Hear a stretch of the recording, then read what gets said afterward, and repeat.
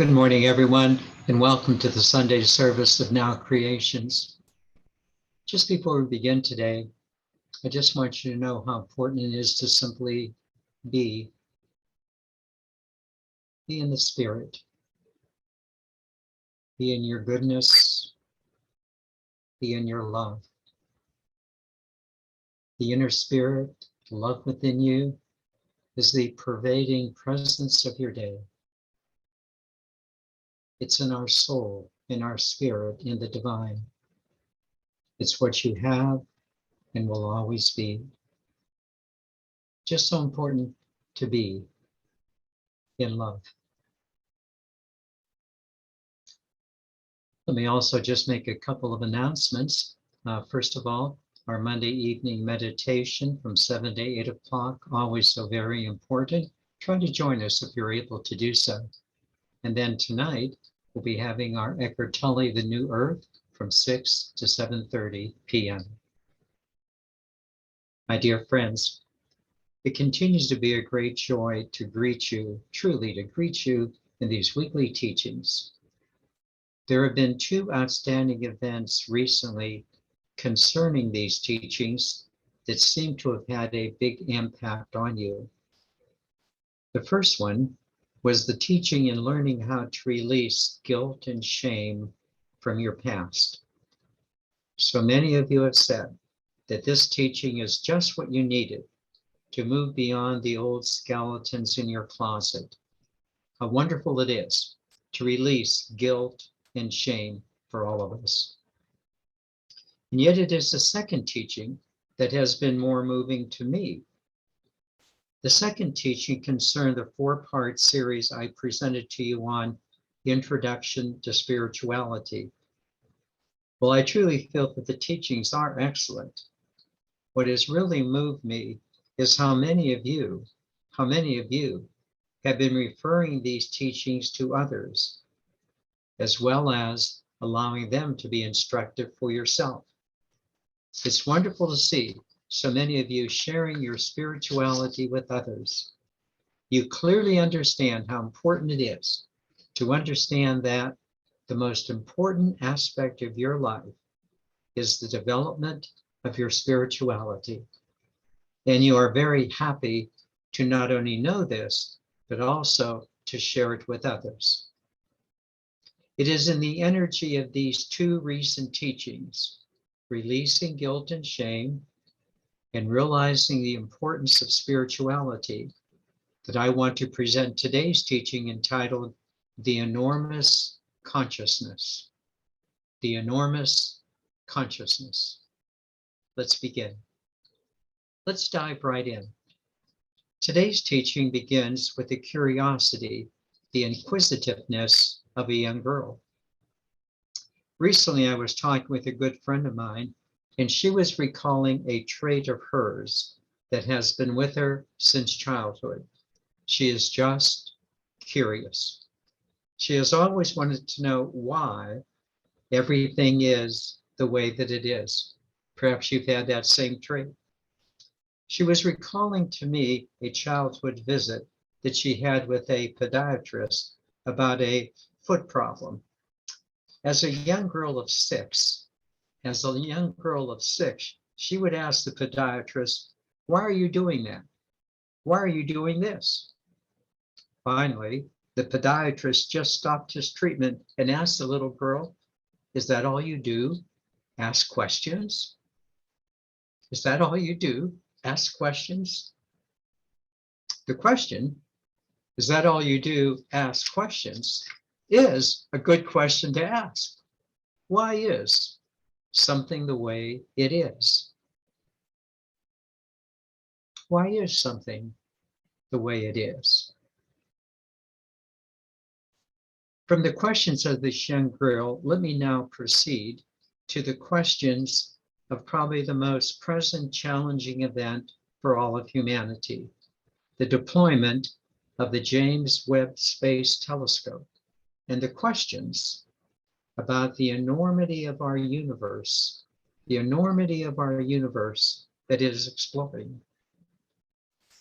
A product of 20 years in the making, and using the best questions of curious minds from all over the world of space science, the James Webb Space Telescope is quite an invention of the human mind. One has to marvel at the consciousness of the people behind that human mind of ours that is not only able to think about going on in the universe, but also to launch a telescope that is able to explore what is going on in the universe. You do wonder about all those brilliant minds that have come together to develop this project. All of the scientists who have had a part to play, from the grinding of the lenses of the telescope to the people who are able to fold it up and pack it in the launch of a rocket and then unpack it in space. And now, to reveal these great pictures of our cosmic origins. It's a joy to be able to explore how curiosity continues to elevate the human condition, from the curiosity of a 6-year-old girl to the curiosity of the most learned scientist. While curiosity might have killed the cat, it is still quite alive in the human spirit. Which now brings me to the two things that I most want to address in today's teaching on the enormous consciousness. First,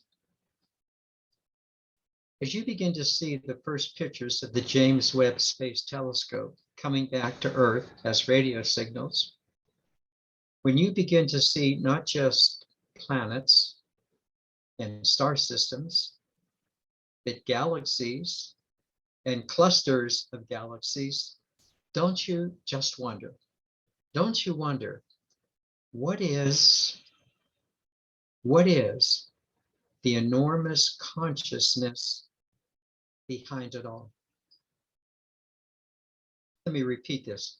What is the enormous consciousness behind it all? Some might too readily dismiss this consciousness, this question, that it is simply, well, it's the Big Bang. But even the most naive of people would have to say, what is the consciousness behind the Big Bang? And especially, what is the consciousness? This is so important. What is the consciousness that has set the ground rules for the Big Bang theory in our physical material realms? Scientists could never discover anything about space if there were not rules or procedures, universal principles of physics on which they could base their calculations. I want to repeat this. Scientists could never discover anything about space if there were not rules of procedure, universal principles of physics on which they could base their calculations. You just have to marvel at the enormous consciousness that is operating behind everything in the universe, and especially providing the orderliness of the universe so that it can be explored. It's important to digest this. Not only the consciousness working behind it, but providing the orderliness so that the universe can be explored. Now let's be a little more practical, especially from a spiritual perspective. And as we do so, two enormous things arise, again, from a practical, spiritual perspective. The first one, while most people view the images from the James Webb Space Telescope from simply a pictorial viewpoint, saying such things as, wow, that's amazing, or oh my God, look at those galaxies and clusters of galaxies. Such remarks are certainly understandable and reflect the amazement which immediately catches the eye. But as I have talked with several of you in our spiritual groups, while the first thing you see are the images, what you really notice, what you really notice are the feelings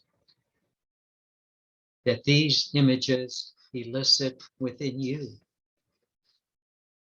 So many of you have said that while you see the images, the feelings that are evoked in you are a sense of the vastness of things and the eternality of life. Again, vastness and eternality being soul qualities. These are the inner soul qualities that the images evoke. There is something within you that just says yes. Yes to the vastness. Yes to the eternality. There is something within you that is moved beyond the images.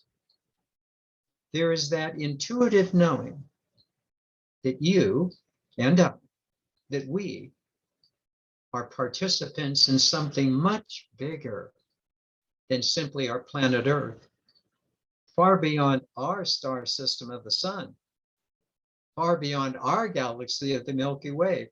There's something more going on than just meets the eye. Some people call this God. Some people call it consciousness, or those who try to blend science and spirituality simply call it the unified field. Whatever you call it, whatever words you use, you know exactly what it feels like, that you are a part of something bigger, that you are a participation in the all that is. And it feels so good, so inviting to feel your place.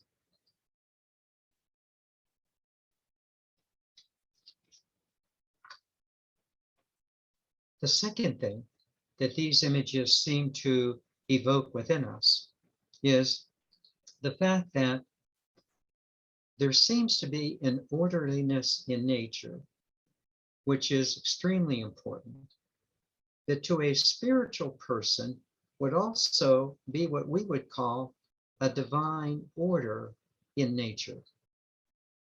We've already mentioned that there must be an orderliness in nature so that the scientists can use ordering principles in a clear, repeating, scientific way. If there were no ordering principles, the world would be subject to chaos and randomness.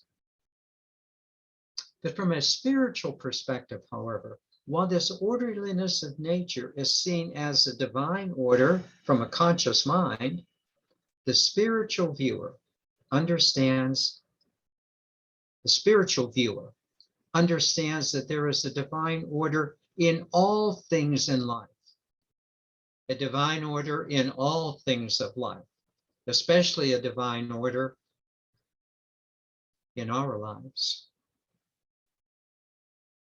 Again, being very practical, from a spiritual perspective, one sees a divine order, not only in the nice things of life, but also in the challenging situations of life, from national and international events to the difficulties with the January 6th committee, to the war in the Ukraine, that beneath all of this, there is a divine order. Not something imposed on human beings, but that human beings, so important, but that human beings have played their part in the divine order. Do you understand this? We are playing our parts in the divine order, especially in the divine order in our lives. it is quite clear that human beings are participants in the divine order of things, not only globally and beyond, but especially in our lives. Please understand the point that we as human beings are active participants in what is occurring in our lives, in our divine order. I'm going to repeat this. Please understand that we as human beings are active participants in what is occurring in our lives, in our divine order.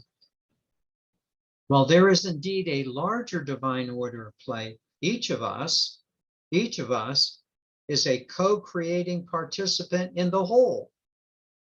We are a part of this unified field of God, not just conceptually, but that each one of us is an active participant, a co-creator in what is going on around us and around us.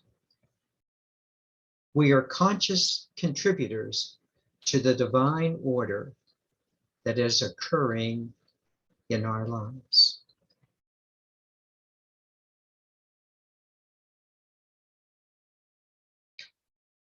Which now brings me to the second major point of today's teaching. The first point was our participation in the larger consciousness of God. We are now ready for the second aspect of this larger consciousness, namely our consciousness. Our consciousness as a participation in the larger consciousness of God. Yes, our consciousness as a part of that larger consciousness. In order to explore this, I will begin with the teaching of the Buddha, proceed to mention a concept that has been popularized by many spiritual teachers, and then I want to focus on you, naturally. I want to focus on you and the enormous consciousness in your life. First, a teaching from the Buddha. In his beautiful flower sermon, which is considered to be the origin of Zen Buddhism, the Buddha talked about the great power that moves the winds and the rains of the earth. This great power. And then he said, "Thou art that."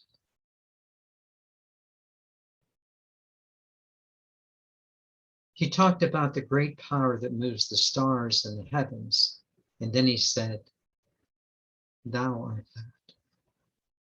Thou art that power." You are that enormous consciousness. The consciousness that lies behind the James Webb Telescope, that lies behind the heavens and beyond. That same consciousness lies within you. Thou art that.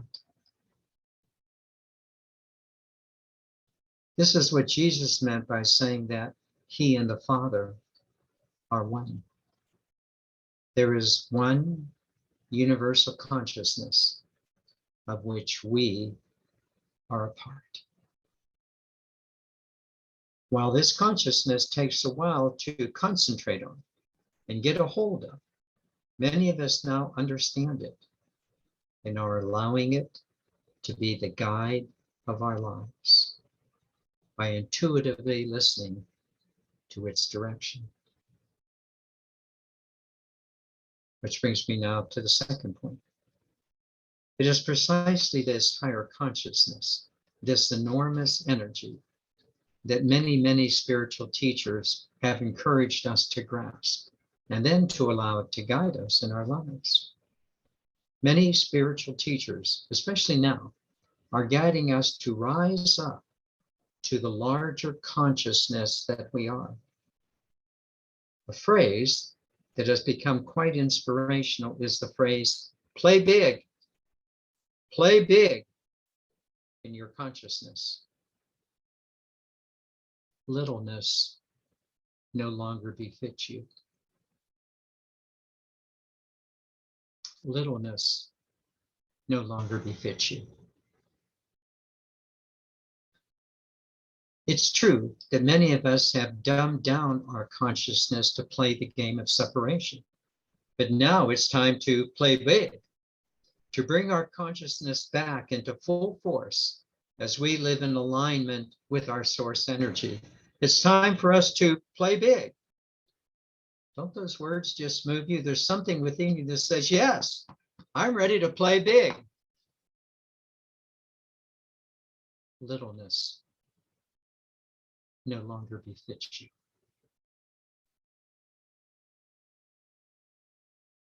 Littleness no longer befits you. We're not just ready to play big, but I think we want to play big. This is when I think we can say, I've always wanted to play the big role that I was created for. So let's talk about that big role that we have been created for, which is my third point.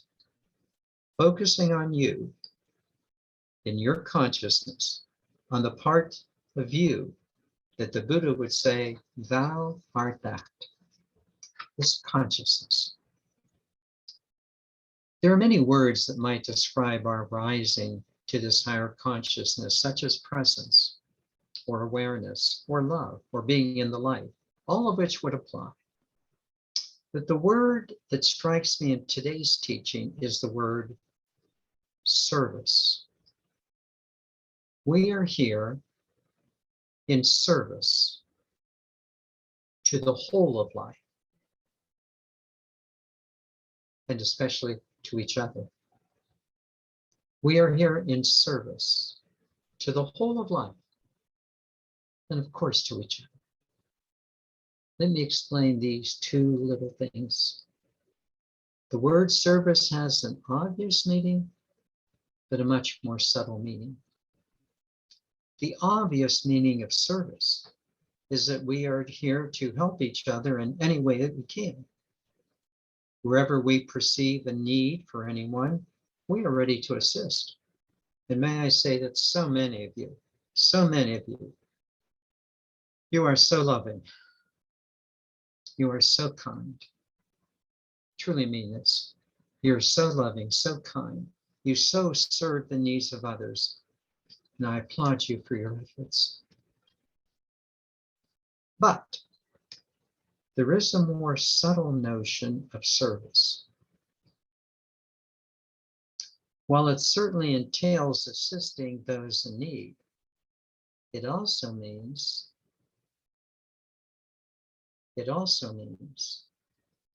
to help others to advance in consciousness. We are at our best, I would suggest, when we encourage and inspire each other to rise up to higher consciousness. We are at our best when we encourage and inspire each other to play big. We're at our best when we encourage and inspire each other to realize, thou art that. It is serving our growth that is the perfect complement to serving our needs. Yes, I'm going to repeat them. It is serving our growth that is the perfect complement to serving our needs. It's not just giving a person a fish to eat, but as you well know, teaching them how to fish in the streams of life, and especially in the ocean of consciousness. In conclusion, we have focused on this enormous consciousness that lies behind the material realms and has given the orderliness to creation that has allowed the scientists to further explore these realms. As exciting as this is, it pales. It pales in relationship to exploring the consciousness that is within oneself, realizing that thou art that consciousness. And then being of service to this consciousness, playing big in service for needs and growth. It's no wonder that Jesus said, the greatest among you is the one who serves others.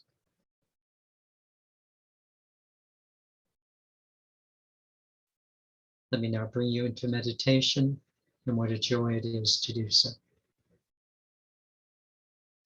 Let us begin as we normally do by simply just focusing on the breath, just breathing in and breathing out, and allowing the breath to guide you. Allow it to settle your body.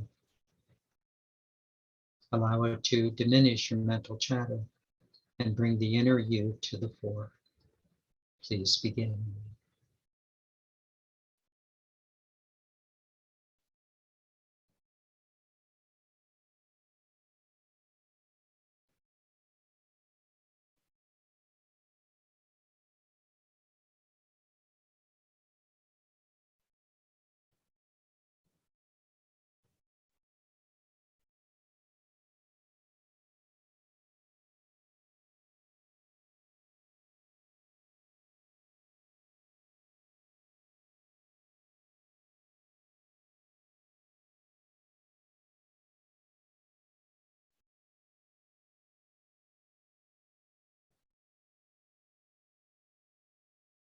And would you just say to yourself, here I am. Here I am. This is me. This is really me.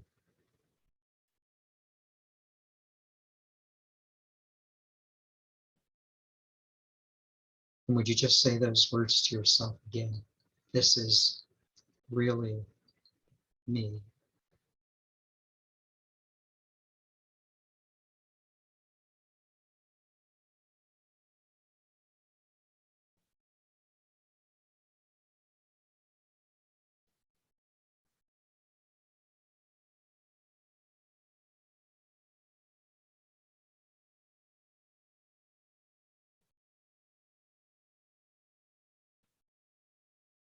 This is really me.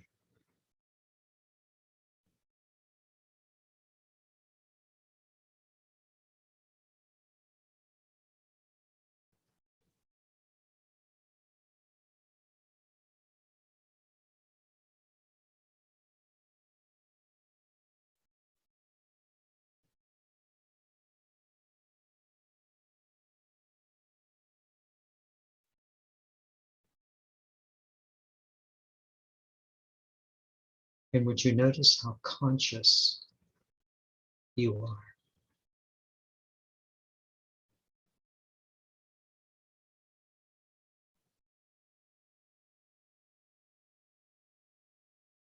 Consciousness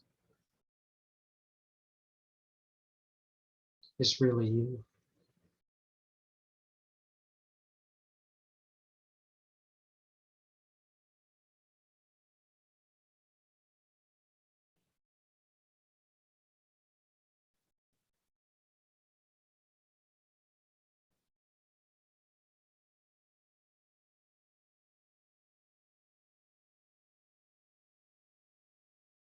Thou art that.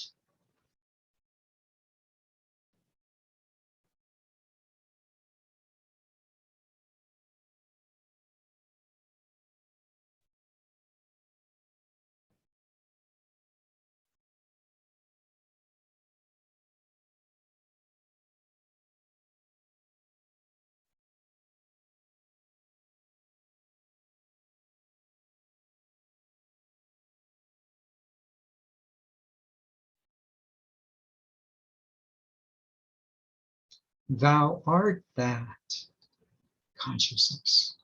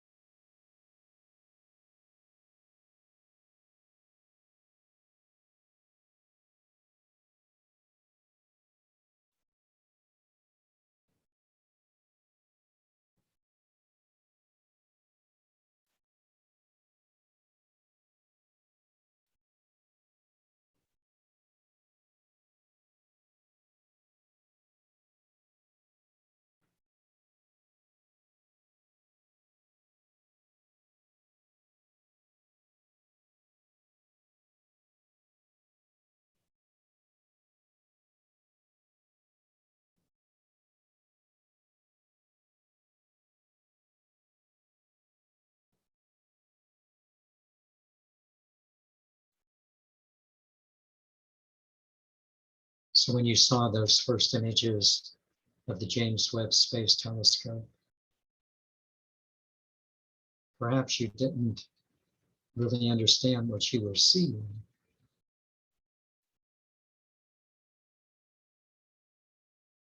A lot of lights and colors.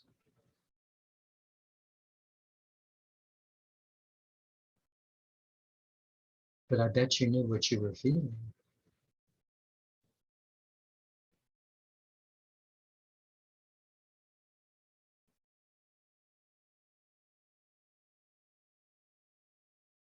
Vastness.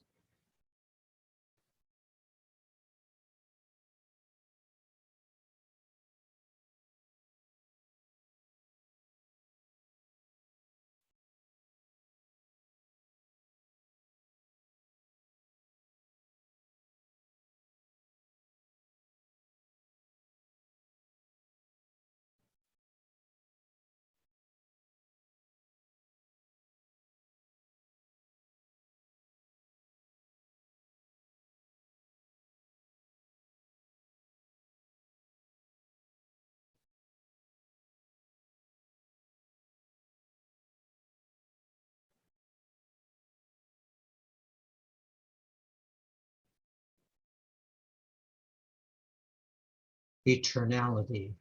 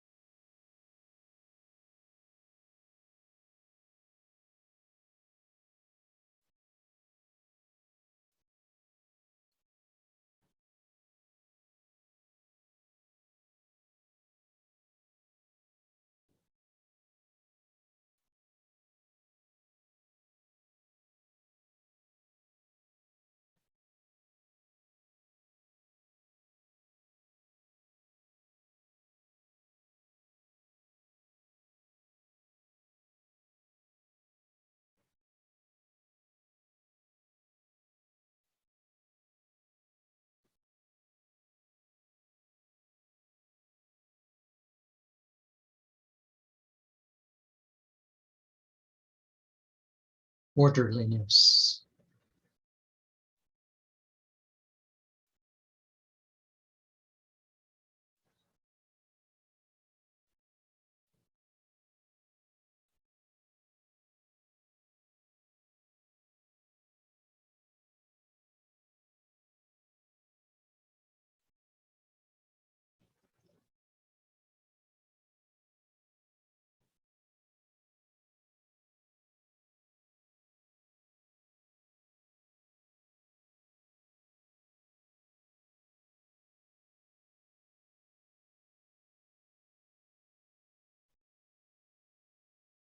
This enormous consciousness. This enormous consciousness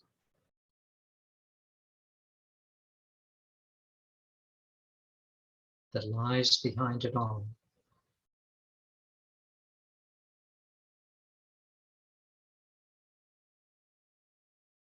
And given it a divine order.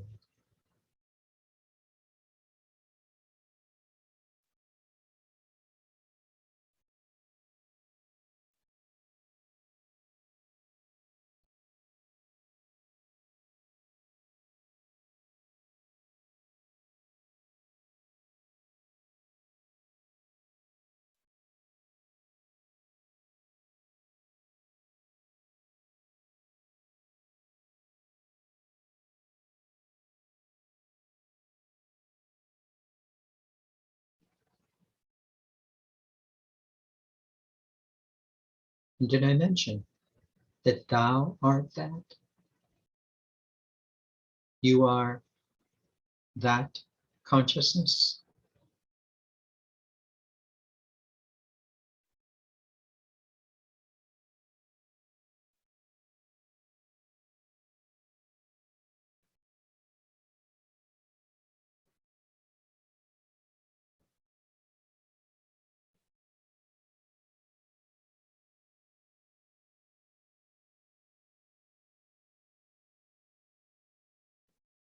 And would you now take a moment just to locate that consciousness within your physical body, just your hand over your sternum into your soul center. And would you just simply say to yourself, I am that consciousness. And that's why I can appreciate the vastness of the divine order.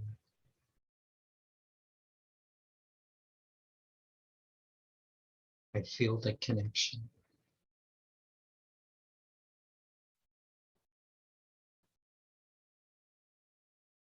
Yes, it's beyond my mind,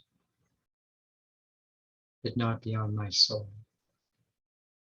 I feel the connection.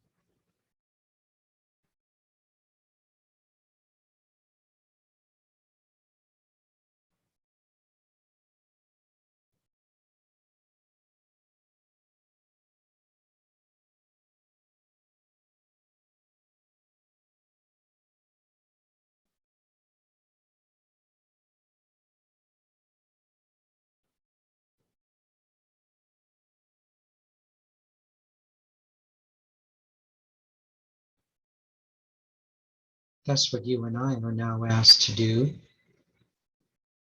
in playing big in our everyday lives here on the planet, in the material realms. May we focus on being of service to each other.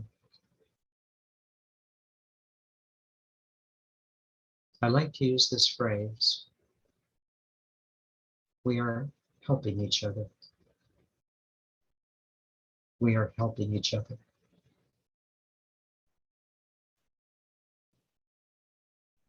So many of you have been spectacular in assisting others in their needs.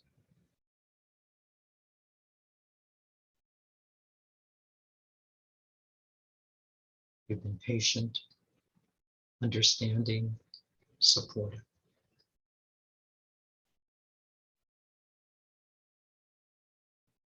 May you recommit yourself to the importance of what you're doing in assisting others. Take a moment.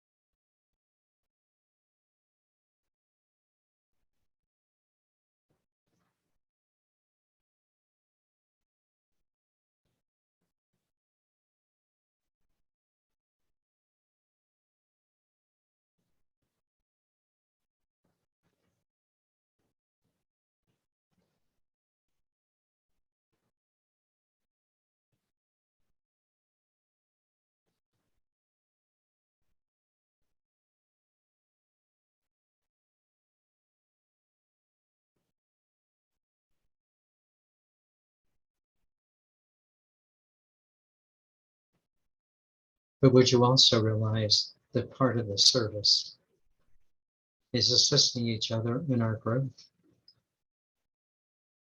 Just what we're doing right now, we've created this energy of coming together to grow together in this service. In our study groups with others, we assist each other in our growth. And may you understand that it is serving each other in our growth that enables us to really serve so many others for their growth. Service in growth of awareness, of consciousness, is a perfect complement to service of needs. May you commit yourself to your growth in consciousness, to join with others of similar consciousness, so that we might be blessings to all in consciousness.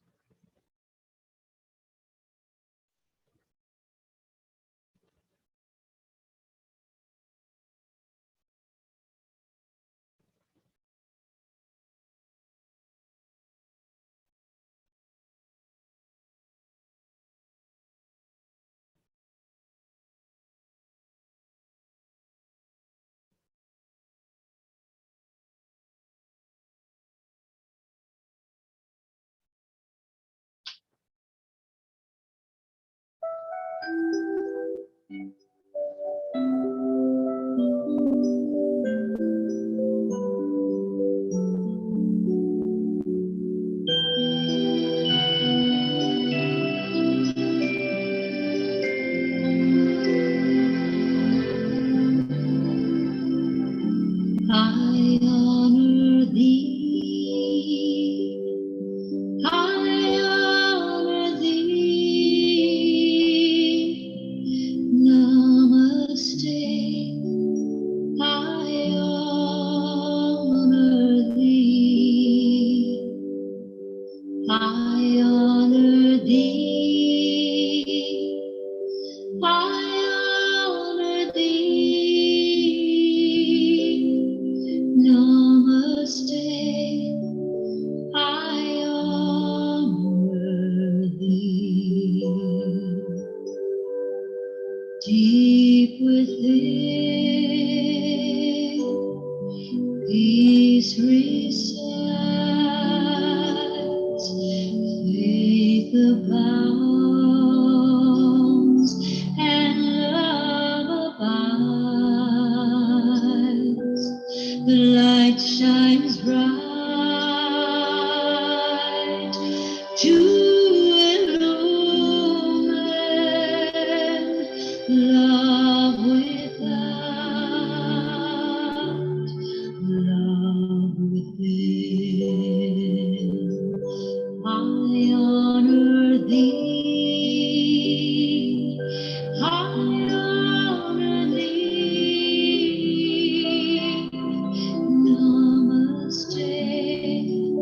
I honor thee.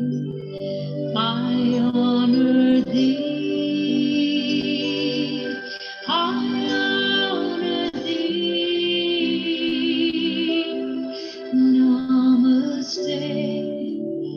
I honor thee. When you are where you need to be, within that space